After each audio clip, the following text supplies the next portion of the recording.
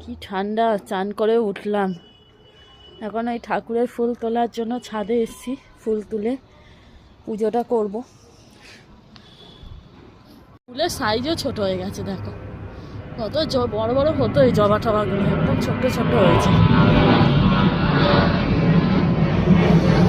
ঠান্ডায় এখন জবা ফুল অন্যান্য ফুলগুলোও বেশ কম হয়, এই কটা হয়েছে আজকে।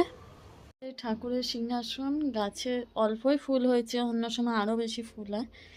এইভাবে একটু সাজালাম।